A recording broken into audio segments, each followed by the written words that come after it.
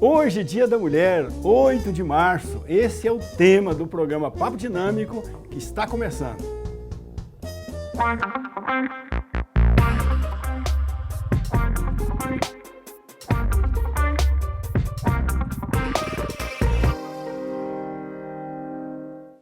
Olá, gente boa! O Papo Dinâmico está no ar, estamos começando mais essa edição toda terça-feira, 9h30 da noite, e também estamos no YouTube, no canal do programa Papo Dinâmico e no canal da PUC TV Goiás. Lá tem esse programa e todos os outros programas que já gravamos há mais de 4 anos aqui no ar, toda semana. Ok? Você pode assistir a esses programas todos lá, curtir e compartilhar com seus amigos, tá bom? E pode também baixar, se você quiser usar em atividades acadêmicas, pedagógicas aí, tem muito tema interessante que você pode trabalhar, porque sempre a gente traz aqui uma autoridade no assunto, uma pessoa que domina essa área, então você vai levar conhecimento de qualidade para você, sua família e sua comunidade. Hoje nós vamos falar da mulher, né? O Dia da Mulher, vamos falar da mulher, com a ex-deputada federal Marina Santana. Muito obrigado pela presença. Marina Santana, que é também minha amiga, tá? Desculpa aí, mas ela é minha amiga também. É um prazer, uma honra tê-la aqui conosco. Nossa, para mim uma super honra, Daniel. Fazia tempo, com essa pandemia, que a gente não conseguia se encontrar direito, né? E é um prazer, agradeço aqui a PUC TV. Eu acho que eu já estive aqui em momentos anteriores, bem marcantes da minha vida, do meu conhecimento, da minha trajetória. Então, agradeço muito a você, a toda a sua equipe super elegante, carinhosa, que nos recebe bem. Pois é, você que sempre lutou, né, aí em favor, em defesa da mulher, durante a sua trajetória, em vários momentos, né, da sua vida, em várias situações, como autoridade pública, como política, como parlamentar, você sempre atuou, né? Quais os desafios que você vê para a mulher hoje? Daniel, as mulheres em geral, nós mulheres, enfrentamos um desafio em qualquer área onde a gente esteja. Algumas mulheres ainda com desafios dobrados, como as mulheres negras, as mulheres indígenas, as mulheres trabalhadoras que não têm às vezes, o mínimo ali, as mulheres que compõem as 19 milhões de pessoas que nesse momento passam fome. Então, a gente que está em condições de participar desse debate aqui junto com você, a gente precisa fazer essas considerações, porque tudo que a gente passa ainda não é completamente igual em termos de desafio ao que passam essas mulheres que estão numa situação altíssima de vulnerabilidade. Mas as mulheres, então, estão no campo, estão na cidade, estão nas empresas, têm dificuldade, muitas vezes, porque os salários por trabalho igual, em geral, não é igual, né? A mulher faz o mesmo trabalho que o homem, o mesmo tipo de função, e existem índices que jogam uma porcentagem abaixo, dependendo da área de atuação. E na política, que é um lugar onde eu sempre foi um lugar onde eu tive preferência de estar, não sempre com cargos públicos, você sabe, mas eu sempre gostei de participar dos debates públicos. Eu te conheci na Comissão Pastoral da Terra, né? Você atuava na igreja, né? Exato. Um movimento de igreja, né? Um movimento social de igreja, né? Ali eu fui convidada por Dom Tomás, que Tomás Baduino, de grande memória. Bispo já falecido, né? Dom Tomás foi bispo da cidade de Goiás. Da cidade de Goiás, que ele com Dom Fernando Gomes dos Santos, Dom Pedro Casaldáliga, criaram a CPT e o CIMI aqui em Goiânia, né? Perfeito. É isso, bom. Então, nessa época, eu comecei ali, eu me formei aqui, na PUC, ex-UCG, né? Fiz direito aqui. Você fez direito aqui? E aí eu já saí daqui. Fez direito e foi atuar na esquerda. É a minha preferência, né?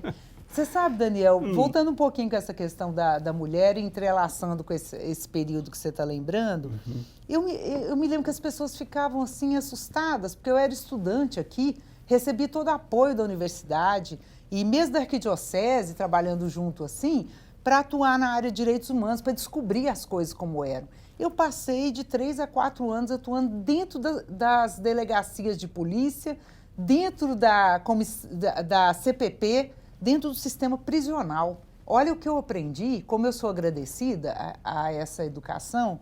Então, assim, como mulher, eu aprendi dali que a gente tem que enfrentar os desafios em ambientes principalmente dominados por homens, brancos, cis e geralmente de elite. né?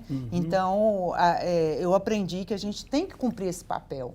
É nosso papel pegar os desafios, ir para frente e ter solidariedade entre as pessoas para que nós, mulheres, tenhamos espaço de verdade, que seja de poder, e eu não estou falando de poder só poder político, não, mas que seja de poder nos lugares onde esteja. É uma associação de bairro, um grupo de pais numa escola, que as mulheres estejam presentes e tenham a sua voz.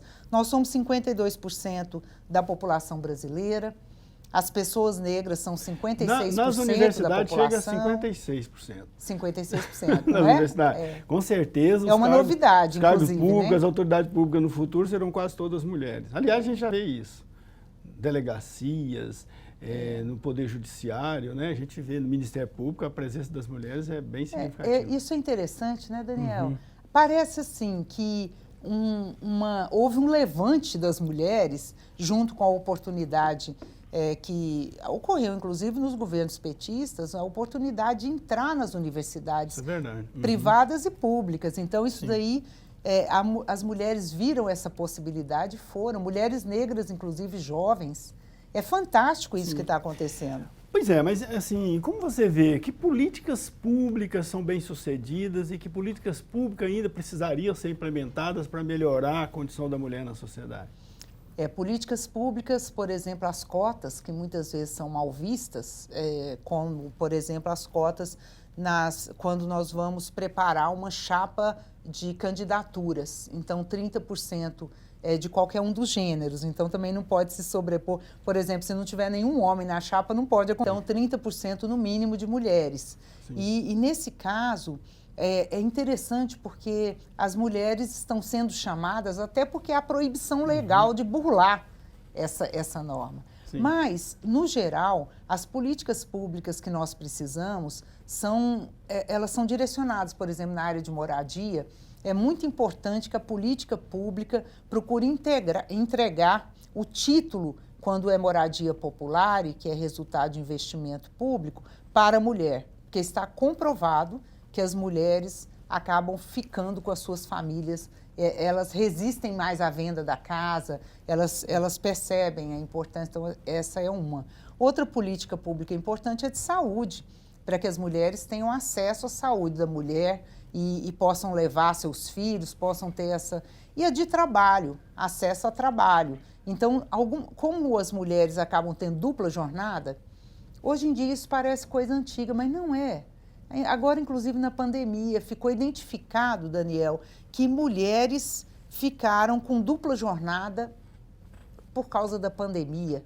Então, por exemplo, quem tem uma diarista em casa, ela não pôde ser chamada para o momento do auge da pandemia. E essa mulher que é diarista, que não foi trabalhar, ficou dentro de casa sem o dinheiro para poder cuidar da sua família e não pôde trabalhar também.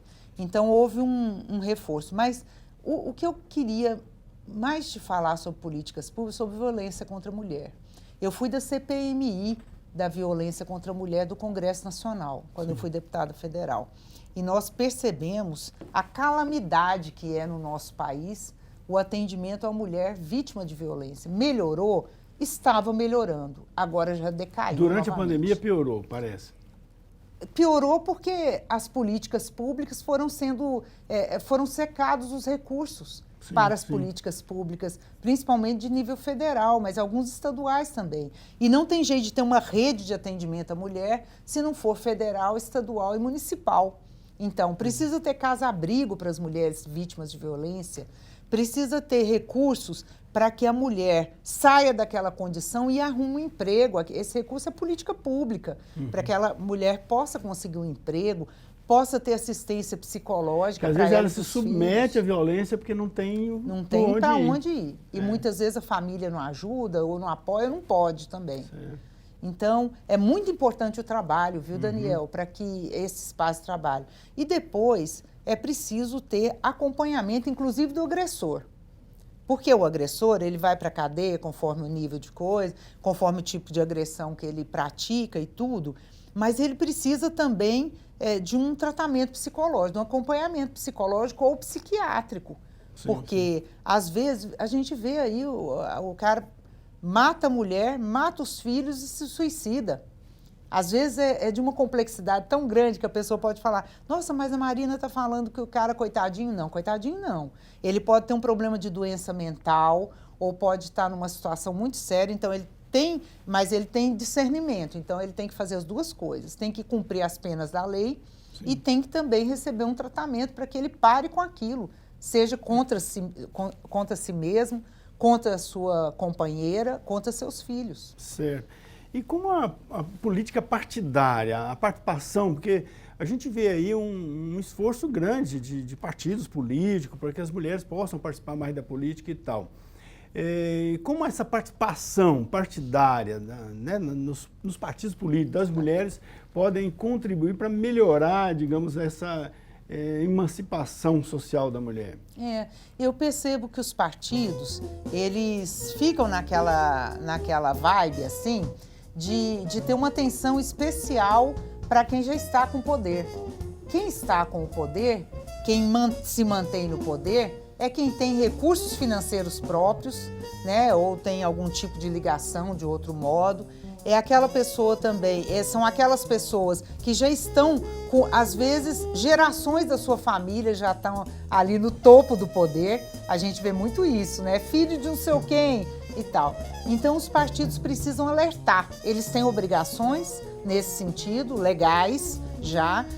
Tem que achar pessoas, achar mulheres que queiram de fato participar da vida pública, oferecer formação para que quem queira e ainda não tem esse espaço, possa ter esse espaço e, sobretudo, que tenha recursos no momento das disputas, que tenham atenção e recursos. Mas os partidos precisam ter formação permanente para mulheres trabalhadoras ou para trabalhadores das periferias que muitas vezes não têm acesso a uma educação mais formal com relação à política. Precisam também cuidar dos jovens, porque os jovens, Daniel, eles chegam na política, eles vão às vezes atrás de um líder, né? De uma liderança. Não, eles precisam ter seu caminho próprio também.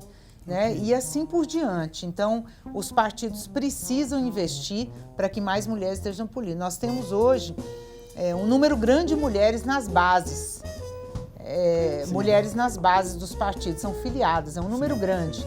Mas quando vão assumir presidência de partido ou quando vão assumir cargos públicos, elas são tiradas de lado. Eu vou te dar um exemplo único aqui. A Dilma foi muito criticada quando ela chamou muitas mulheres que não eram conhecidas do ambiente político e não foram indicadas pelos partidos para a composição do governo. Para de onde saiu essa ministra aqui, essa outra ministra? Ela chamou pessoas competentíssimas, que ela já tinha conhecimento da competência dela, porque os partidos não indicavam mulheres, simplesmente. Entendi. Uhum. Vamos fazer o seguinte, vamos fazer um pequeno intervalo, a gente já volta, vamos aprofundar mais sobre isso e também quero retomar aí como é que você conseguiu, né, alçar aí uma liderança política, certo? Daqui a pouquinho a gente volta.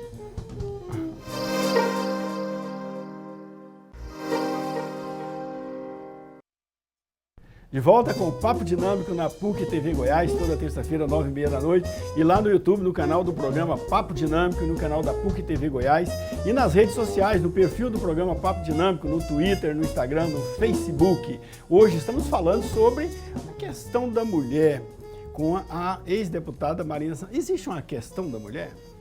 Existem muitas questões da mulher. Pois é, porque... na verdade, assim, a condição, a situação da mulher depende muito da classe social, da idade. Você mesmo citou isso aí, né? Da raça.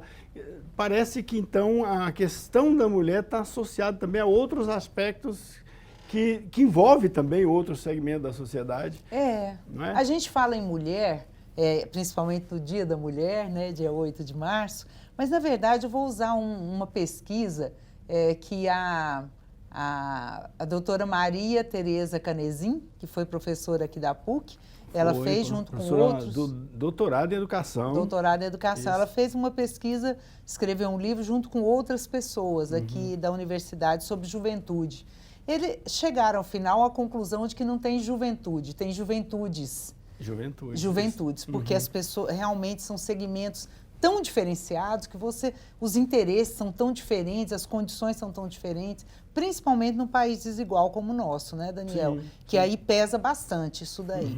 Então, as mulheres, primeiro, todas as mulheres têm algum nível de sofrimento com desigualdade de gênero e de violência de gênero.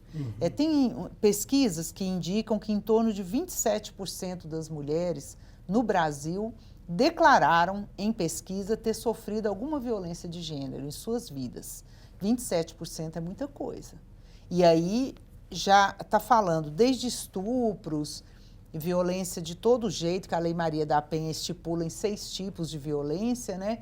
Até coisas que parecem tão imperceptíveis, mas que vão criando. Você pede um trabalho, chega com seu currículo, chega o outro com currículo, um homem com currículo inferior, o trabalho é negado para você, porque você é mulher.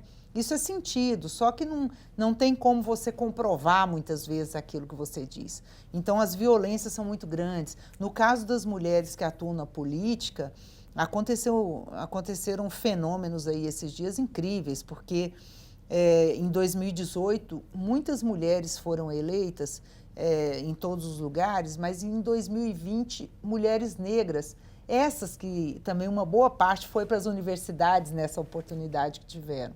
E jovens mulheres negras, outras mulheres transgênero, né? E sofreram violência. Não é um assédio só, é violência explícita, não é uma coisa que violência você não pode psicológica, violência, assédio moral. Ameaça. Não só assédio sexual, mas moral também. Moral, ameaça. Ameaça. E no caso, depois de eleitas, mulheres sofreram como uma companheira de São Paulo, que todo mundo viu, saiu na imprensa, e ela foi para cima, que ela, conversando com o presidente ali em pé, em frente à mesa da presidência, conversando, resolvendo questões parlamentares. Está falando da deputada, se não me engano. Uma deputada do okay. PSOL de São Paulo. Aí chega um outro deputado, brincou com os outros e foi combinado, e assediou, tocou no corpo dela indevidamente. Sim, sim. Então, assim, isso é muito sério. Mas companheiras negras que foram realmente ameaçadas anonimamente ou explicitamente pelas redes sociais ou diretamente, por serem mulheres negras parlamentares. Nós não aceitamos, chamando de nomes que são absurdos, demonstração do racismo, como tem no futebol, como torcidas têm feito, inclusive ultimamente no futebol. Então, isso daí, contra as mulheres, é muito forte nesse sentido, são desafios enormes que nós temos, e as mulheres vão para frente enfrentando isso, mas não deveriam ter que enfrentar isso mais, não deveriam. Então, uma mulher trans é vereadora em Belo Horizonte, uma vereadora fantástica, uma intelectual, uma pessoa super capacitada e precisa ficar aguentando todo tipo de assédio, de ameaça, porque não aceita que uma trans represente a cidade, assim como mulheres, e assim como mulheres negras. Então, vai do assédio físico até a elogios que não têm sentido. Pode-se dizer, então, que o feminismo é um movimento. Eu vou tentar formular aqui a pergunta, que ela é bem, digamos assim, abstrata, né? No sentido aristotélico da palavra de abstração. O feminismo seria uma luta para demonstrar que a condição mulher não é um diferencial de competência. Quer dizer, não é o fato de ser mulher que a pessoa pode ter ou não competência. É isso. Quer dizer, não há uma essência feminina que qualifica uma luta pela mulher, mas há lutas de que as mulheres podem ocupar postos na sociedade, podem assumir seu papel na sociedade de diferentes modos e com a mesma condição ou até mais possibilidade do que os homens. O fato de ser mulher não é um diferencial negativo. É mais ou menos isso. E tem as descobertas do que é ser mulher e do que se pode como mulher, não é? Porque se a sociedade rebaixa alguém o tempo inteiro, como ali não é o seu lugar, ali não é o seu lugar, você vai crescer achando que não é o seu lugar, qualquer lugar. Sim, até qualquer lugar, porque eu vou te falar uma coisa que é até engraçada, eu me lembrei agora, é sobre esse negócio da gente ficar o tempo todo tendo que pensar, eu sou mulher e eu mereço. Além de saber da competência e tudo, eu mereço. Eu mereço estar ali onde eu quero estar, seja uma sala de aula, seja um parlamento, seja mas eu uma mereço empresa. não porque a mulher tem que pensar assim, eu mereço não porque sou mulher, eu mereço porque eu tenho capacidade para estar ali. Mas também, eu tenho tanta também porque eu sou mulher, porque eu sou 52% da população e estou subrepresentada. No parlamento, chegamos a 15% do parlamento nacional. Sim, em termos de representação, assim, sim. Em termos de representação, mas sim. você veja bem, se eu dissesse para você, assim, estamos assim num lugar qualquer, eu digo para você, olha, a Assembleia Legislativa tem 2 homens e 40 mulheres. Também não há um equilíbrio. É assustador. Uhum. Não, é completamente assustador. Sim. Então, o que está acontecendo nesse lugar? Não existem homens que queiram ITT. E na Câmara Municipal de Goiânia, 35 pessoas, 5 mulheres e 30 homens. Então, assim, cadê o nosso lugar de fala? Cadê o nosso lugar para a gente se expressar? Porque, de fato, Daniel, tem expectativas diferentes, modos de pensar muitas vezes diferentes. Na representação política, é natural que a pessoa possa pensar em sendo mulher, querer ocupar o espaço porque o espaço está desigual em termos de quantidade. Mas em alguma situação, por exemplo, para ser médico, quer dizer, não tem problema nenhum, né? A pessoa, para ser médico, não é questão de quantidade, é questão de formação. Então, a mulher também tem que ter formação. É claro que ela pode ter tanta formação quanto o melhor médico do mundo para ser médica. Ela tem que chegar lá, né? Exato. Você falou aí da Foster, né? Das mulheres que a Dilma colocou no governo. Esqueci o nome dela agora, a Foster. A Isabela, né? A presidente da Petrobras. Foi presidente da maior empresa do Brasil, né? E se não fosse todo aquele processo de perseguição e tal, mas ela, inclusive, era bem reconhecida como uma grande presidente da Petrobras. E foi presidente da maior empresa do Brasil. Então, o fato de ser mulher não lhe impediu jamais, né, de exercer com competência o cargo. A Dilma foi a primeira presidenta do Brasil. Exatamente. Ela saiu por questões geopolíticas, por questão de guerra híbrida e porque as elites brasileiras queriam tirar o PT do poder, tirou o Lula, prendeu o Lula e tudo mais. Tudo bem, esse é o dado geral. Mas ela foi retirada... Graça Foster. Graça Foster. Mas ela foi retirada de lá, ouvindo xingamentos e vendo coisas misóginas, machistas. Inclusive, na hora da votação do impeachment, teve alguns deputados cabeça de bar que chegaram a falar coisas misóginas. Inclusive, o presidente atual, que falou de um torturador. Porque esse torturador que ele elogiou lá, a gente deveria ter prendido o presidente, que não era presidente à época, era um deputado, porque ele afrontou toda a nossa legislação e o senso público de direitos humanos. Então, ele elogiou um torturador que inoculava em suas vítimas de tortura ratos e ratazanas. Ele chamava a criança para ver a mãe ser torturada.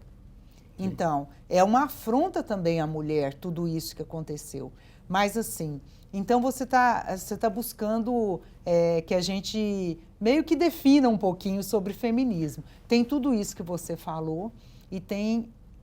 a democracia não é democracia sem a presença da mulher. Porque quando você citou mesmo aí, não é exemplo, só numérico. Sem teto, a luta do sem teto, porque tem o sem teto, o homem sem teto mulher. Mas você já fala, não, a política pública, levando em consideração a situação da mulher, a escritura tem que ser dada, né, para a mulher, porque ela dá mais estabilidade àquele processo. Então existe alguma noção diferencial aí, né, que precisa ser conceituada. É isso que eu estou tentando fazer. Exato. Mas vamos fazer um pequeno intervalo e voltamos mais. Vamos ver se a gente consegue chegar a um acordo aqui sobre o que é essa questão feminina. Daqui a pouquinho.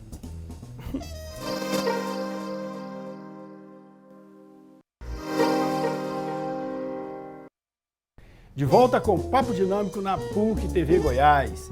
Toda terça-feira, 9h30 da noite, estamos aqui e também estamos lá no YouTube. Já falei no YouTube, lá no canal do programa Papo Dinâmico e no canal da PUC TV Goiás e nas redes sociais, no Instagram, no Facebook, no Twitter, sempre no perfil do programa Papo Dinâmico. Hoje, Dia da Mulher, estamos aqui falando, né, sobre os problemas e as questões que envolvem aí a condição, a situação de ser mulher na nossa sociedade. Estamos debatendo isso aqui com a ex-deputada, ex-vereadora, ex-secretária e ex-candidata a governo de Goiás, Exatamente. Marina Santana, né? Por sinal, nós te perguntamos tantas coisas naquela época e nós pudemos ouvir de você várias orientações, assim, para que a gente pudesse usar no debate do Estado, né, no Estado. Que me preparou também para o único debate que teve, que foi aqui na PUC TV para o Senado em 2014. Né? Eu tive a honra de apresentar aquele debate, mediar o debate, né? Exatamente. Então, Marina, a gente ficou devendo essa dúvida aqui, esse esclarecimento. Como é que se deu seu engajamento na política? Como é que foi isso? Para te falar a verdade, eu era adolescente ainda e a minha formação foi toda na ditadura militar, né? Então eu tinha 17 para 18 anos quando eu entrei aqui no curso de Direito. E aí, a coisa que mais me chamou a atenção naquele momento, a coisa mais diferente que eu vi naquele momento acontecendo no país, foi o Lula em cima daquele caminhão lá, comandando uma greve. E eu vi isso por um jornal impresso, porque naquela época não tinha internet, não tinha nada disso. Sim. E eu achei aquele negócio espetacular, sabe? Aí eu entrei na universidade e na universidade tinha um monte de coisa interessante, muitos debates, muita coisa, muito pensamento sendo trocado, tinha teatro relâmpago, tinha um monte de coisa e eu me entrosei foi com essa turma. Então eu acabei entrando... trabalhando com várias faces de direitos humanos, mesmo ainda como estudante, fui para as periferias, fui entender a diferença, por que eu era uma pessoa que tinha estudado em escolas legais, que meus pais se sacrificaram para que eu estudasse escolas legais. Depois eu entrei aqui na universidade e tinha pessoas da minha idade nas periferias que não tinha dente na boca, sem oportunidade de trabalho, com zero de expectativa de vida para frente, né? Sim. Eu fui entender muita coisa, fiz amigos, muitos amigos nessas condições. Então, fazendo o trabalho assim. Então, o que me levou a ter atenção para a política, Daniel, é o que me faz chegar hoje com atenção para a política. Entendi. Assim, as desigualdades, que são muito pesadas, no mundo e no nosso país em particular, 1% da população tem 50% da riqueza rolando em suas mãos como dinheiro, em parte para o setor produtivo, mas a maior parte no setor financeiro.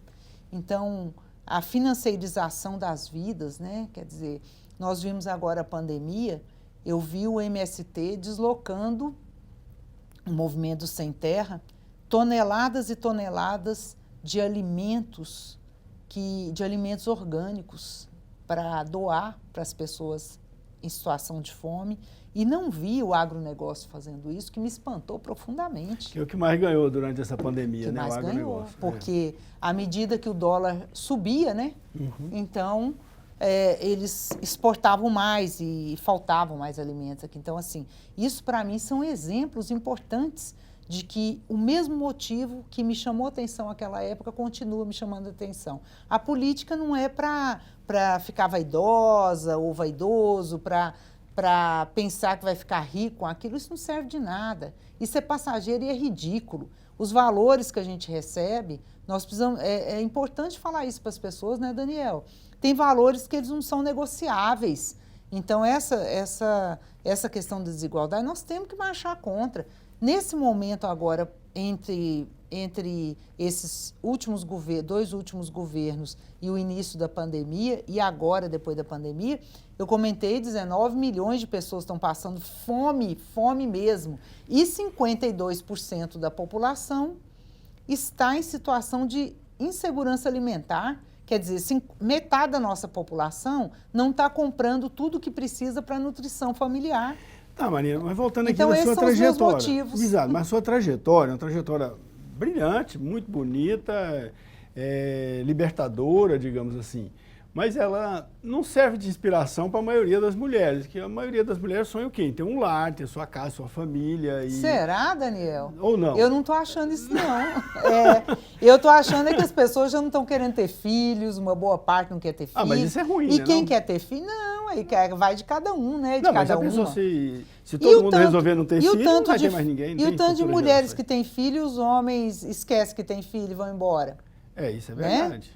Eu estava conversando com uma menina, ela é garçonete num lugar que eu frequento. E ela é novinha, mas tem um filho. Aí ela estava me falando hoje para mim, o meu namorado gosta mais do meu filho do que o pai dele, do que o pai do menino. Sim. E eu ouço isso de mulheres o tempo todo. Então, assim, eu acho que as mulheres, as famílias ou as mulheres em geral, elas estão aspirando mais. Elas querem estudar, elas querem ter filhos, sim, a maior parte quer ter filhos, sim. O que é bacana também, como você disse. Mas é muito difícil ter uma família, uma casa, um marido, um emprego e ainda mexer com política. É mais difícil. Não é nada. Não é não? Quando... Não é nada. Olha, quando eu fui vereadora a primeira vez, fui a primeira vereadora do PT, aqui em Goiânia. Sim. Aí foi em 88 que eu fui eleita. Na primeira turma, logo, eu não tinha filhos, mas tinha duas que tinha. Né? Uma tinha um filho e outra tinha 2 filhos. E aí a vida, e tocando, trabalhando, participando da política, não perdiam nada pelo fato de ter filhos. E assim por diante. Hoje, se você for ver, quem está no Senado, as mulheres que estão no Senado, na Câmara Federal, a maior parte tem filhos, quase a totalidade. Sim. Então, até esses dias, uma amiga me perguntou no Twitter, que negócio é esse? Então, mulheres que têm filhos, elas podem mexer com política, dá tempo de... Dá completamente. A minha experiência é que mulheres e homens... Primeiro, os homens que eu respeito cuidam também dos filhos. Os homens que eu respeito e que são também da atuação política ou não, ou que são empresários, ou que são trabalhadores, ou que são faxineiros, seja o que for. Tem que repartir o tempo.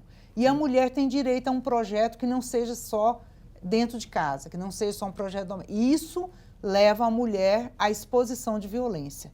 Ela não tem um trabalho, então, assim, são poucas as famílias que se harmonizam de outro modo. Porque se a mulher está trabalhando e o homem não, ele pode cuidar da casa, pode cuidar dos filhos. Sim. E o contrário também. Só que a harmonização disso por largo prazo muitas vezes leva à violência doméstica. Então, todo mundo tem que ter projetos, sejam eles quais forem, pode ser comunitários. Quer dizer, precisaríamos debater mais sobre violência doméstica, né? Porque ela ocorre em várias situações, circunstâncias, né? Não ocorre só a violência física direta, ocorre até por isso também, se a mulher começar a ter um papel mais importante na sociedade, de repente ela começa a ter oposição do próprio marido. Quantas mulheres eu conheço que recusam uma ascensão no trabalho para não ganhar mais do que o marido? Para não frustrar o marido. E às vezes ele nem ia ficar frustrado, mas ela já acha que fica. E muitas vezes fica mesmo, fica até violento, se sente humilhado perante os amigos, os colegas de trabalho. Então, assim, é muito aprofundada essa situação do machismo. É um machismo estrutural, assim como o racismo, que é estrutural no nosso país, né? Que é bem grave mesmo, eu penso, sabe? Assim, é de uma gravidade que a gente precisa superar. É para todo mundo superar. Esses dias eu conversando com uma amiga que é daqui de Goiânia, ela é negra, o marido é negro e os filhos são negros. E ela mora no exterior há muitos anos, mas tem família aqui. Ela vem aqui, mas ela tem medo dos filhos virem, principalmente adolescentes, por causa da violência que acontece aqui contra meninos negros. Ok. Quais são os seus planos para 2022? Não responde agora não, daqui a pouquinho, tá bom? Daqui a pouquinho ela responde essa pergunta e já volta.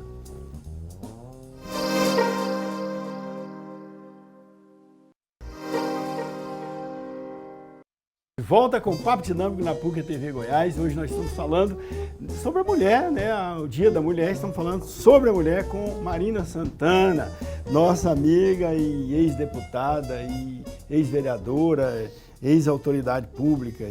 Então, Marina, quais são os seus planos para 2022? Daniel, eu senti o chamado do Lula Ah, achei que quando era... ele saiu. A gente aqui que é de igreja faz chamar de Deus, Não. né? Quando o Lula saiu da prisão, imediatamente a população entendeu o que aconteceu com ele, com o PT e com a Dilma. Ele já entrou em primeiro lugar nas pesquisas. E eu entendi a seriedade disso. Se você me permite, nós estamos diante de um presidente genocida, fascista.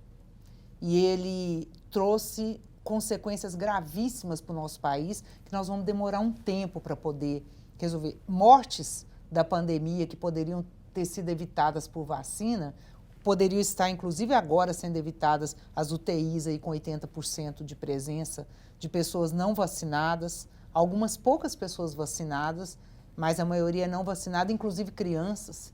Hoje é Dia da Mulher e ele parece que não tem uma política muito clara, né, em relação às mulheres. Ele é fascista, machista, ele tem sim, ele tem que é dessa rede da extrema-direita no mundo, que não gosta de mulheres, que subestima as mulheres e que não se importa com a violência contra a mulher, e ele declaradamente pensa assim.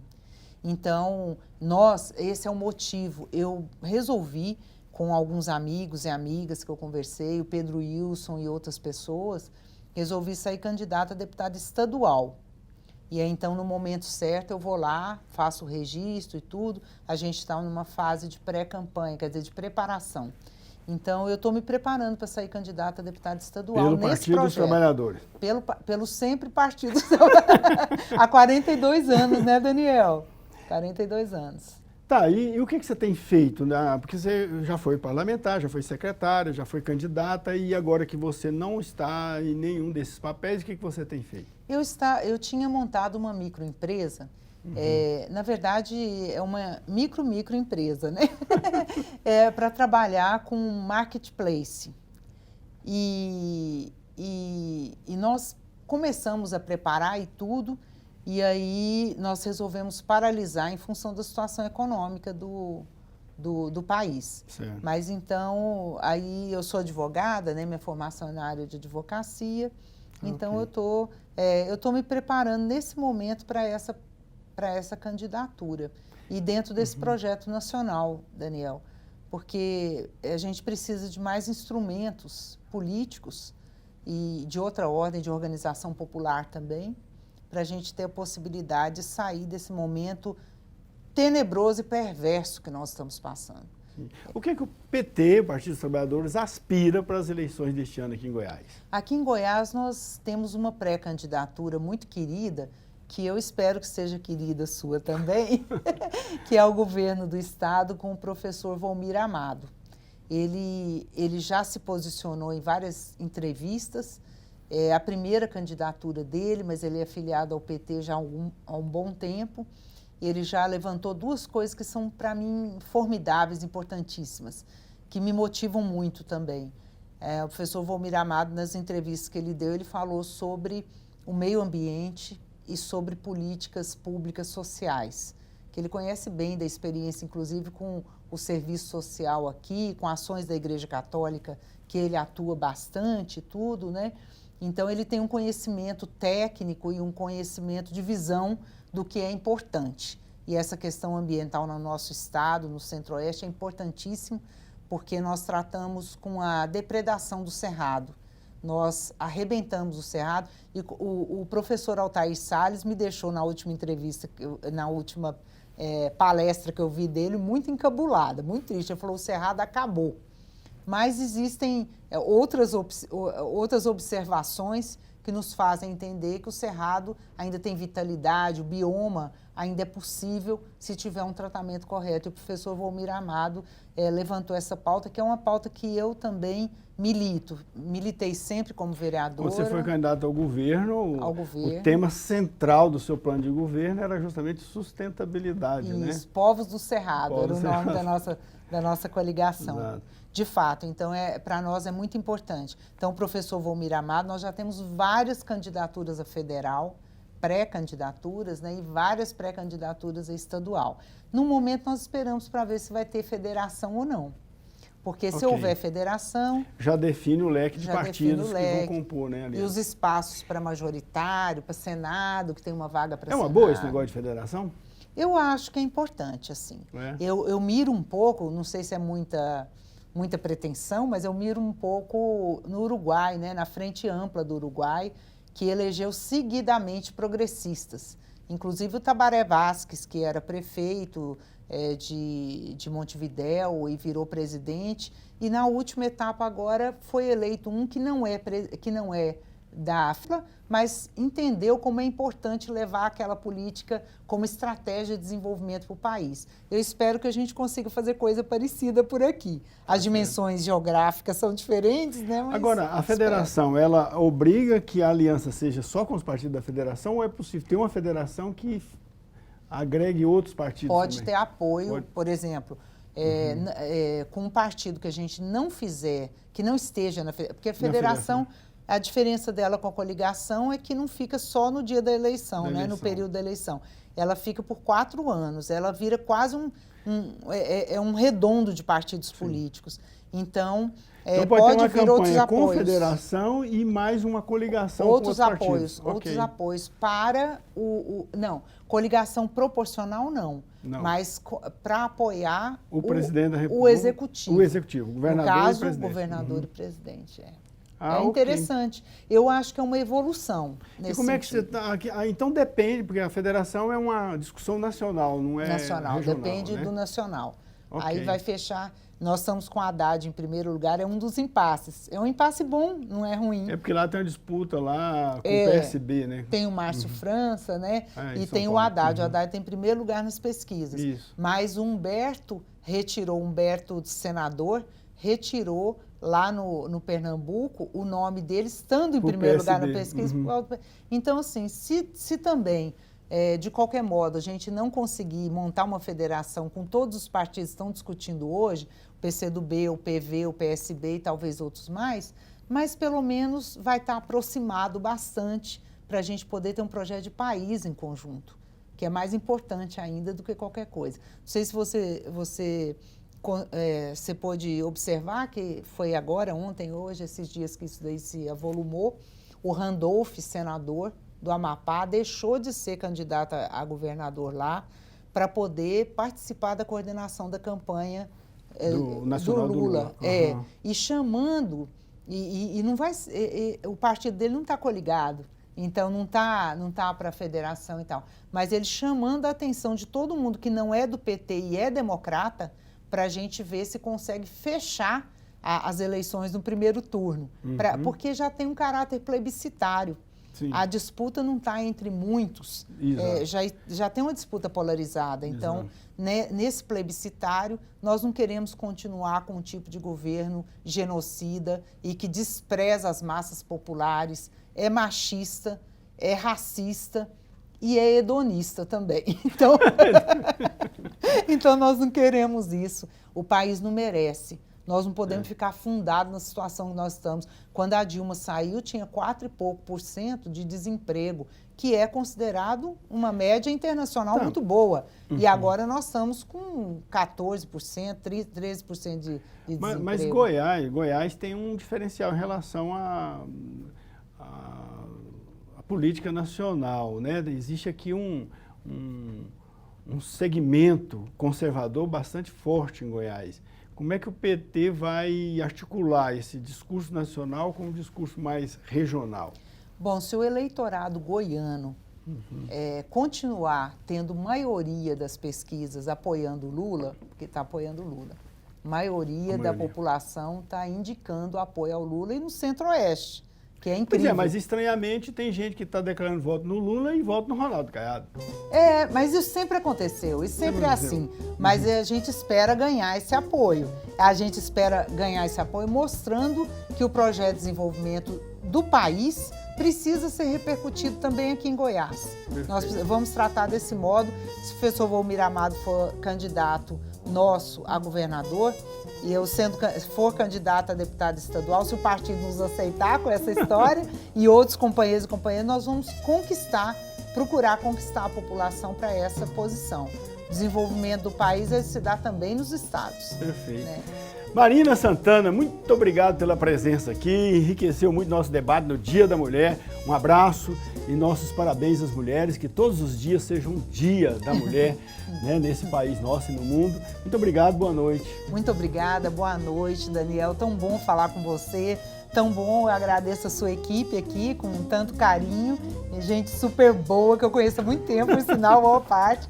E dizer a vocês, assim, para as mulheres, posso dar um recado para as mulheres, por favor. Daniel? Dizer às mulheres que as nossas lutas, elas estão em curso e as nossas vitórias também. Não deixe para trás nada do que você achar que é importante. Vá em frente e ganhe musculatura no seu desejo de seus projetos pessoais também. Tenha seus projetos pessoais. Eles são às vezes coletivos, familiares, mas são também pessoais. Vá em frente. Ok, muito obrigado para você que nos acompanhou. Nosso abraço, boa noite, até a próxima.